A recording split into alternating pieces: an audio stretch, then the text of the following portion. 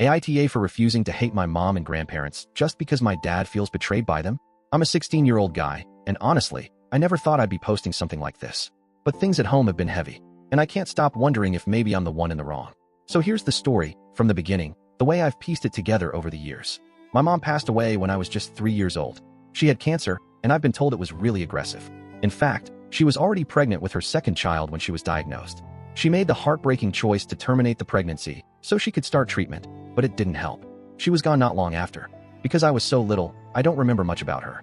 Just flashes, like a smell or a laugh that feels familiar, but nothing solid. Most of what I know about her comes from stories told by my grandparents, her parents, who've always tried to keep her memory alive for me. Now, here's where things start to matter. Before she died, my mom set up a financial arrangement. She had inherited money from her grandparents, and she wanted it to go to me. Just me. She didn't leave it in my dad's hands, though. Instead, she put my grandparents in charge of it. The money was to be used only if I really needed something, like food, clothes, medical expenses. Otherwise, it was meant to stay untouched until I was older. To my dad, this was a slap in the face. He saw it as a betrayal, like my mom didn't trust him to take care of me. And I guess he's held on to that bitterness ever since. My dad remarried when I was 8. My stepmom and I get along okay, but she's not my mom. She and my dad have 3 kids together, my half-siblings. They're sweet kids, but one of them, my middle sister, has really bad asthma. She ends up in the hospital a couple of times every winter. Between that, the rising costs of everything, and the fact that both my dad and stepmom have struggled with jobs, money has been tight. Really tight. My grandparents help me out sometimes, but they're careful about it. They don't dip into the money my mom left unless it's absolutely necessary. Usually they'll just buy me food, clothes, or take me out for dinner. They always say, "This money is for your future. Your mom wanted you to have it, not for us to spend it lightly." But my dad doesn't see it that way. A few months ago, he sat down with my grandparents and asked them to start giving him a monthly allowance from the money. He wanted it to go not just toward me, but for the whole family, my stepmom, my half-siblings, everyone. My grandparents flat out refused. They told him, "This money is for our grandson. It's not for you, and not for your other children." Ever since that conversation, my dad has been bitter in a way I've never seen before. He rants about my mom and grandparents all the time. He says my mom betrayed him by locking him out of the money. He says she set it up to spite him, to punish him for eventually remarrying. He paints her like some jealous ghost who wanted to keep her child away from any future family he might have. One night, he went off again about it. I remember sitting there while he told me, "Your mother didn't want me to move on. She wanted me stuck. She didn't care if your half-siblings went hungry. She made sure the money could only ever go to you." Then he looked me in the eye and said, "Forget about your mother. You have a better mom now in your stepmother. And you should stop thinking of your grandparents as family. They aren't. Family is your parents and your siblings, the people in this house." That was the moment I couldn't stay quiet anymore. I told him straight up, my stepmom isn't my mom and never will be. And I'm not going to hate my mom or my grandparents just because you're angry at them. He looked shocked, like I had slapped him. So I asked, "Why do you keep telling me all this? What do you think I'm supposed to do with it?" And he said, "I expect you to defend and protect your family." So I told him, that's exactly what I just did.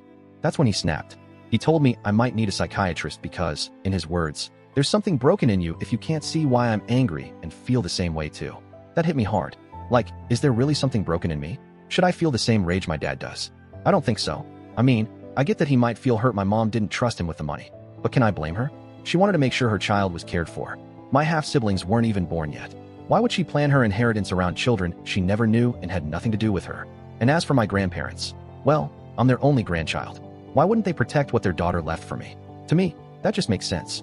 But my dad keeps framing it like I'm choosing them over him. Like I'm siding with my mom's ghost and my grandparents against his real, living family.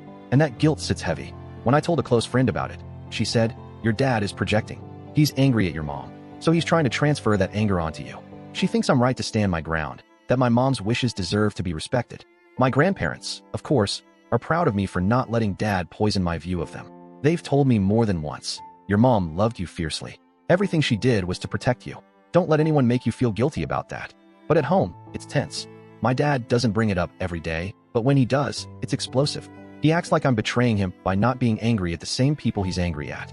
So here I am, caught in the middle of the people I love, trying to figure out if I'm the bad guy. Am I wrong for refusing to hate my mom and grandparents just because my dad does? Am I a bad son for not standing with him in his anger? AITA? Update, about 2 weeks later. A lot has happened since I first wrote this. First off, thank you to everyone who gave me advice. It honestly helped me feel less crazy. After I posted, my dad found out I'd been talking to my grandparents more often. He accused me of running to them to tattle every time we fought.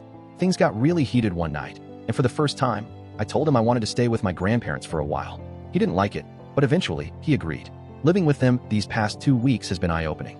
I feel calmer, safer, and less pressured to pick sides. My grandparents showed me the full details of the trust my mom set up. It's airtight. There's no way my dad can touch it, and honestly, I understand why she did it. Meanwhile, my dad has been sending me texts that swing between guilt trips and apologies. Sometimes he says, "You're abandoning your family." Other times, "I just miss you." I don't know which version of him is real right now, but I do know this. I love my dad, my stepmom, and my half-siblings. I want a relationship with him, but I can't sacrifice my love for my mom and grandparents just to soothe his bitterness. So I'm staying here for now, focusing on school, my future, and my own mental health. I still don't know how things will work out with my dad long term, but at least for the moment, I don't feel broken anymore.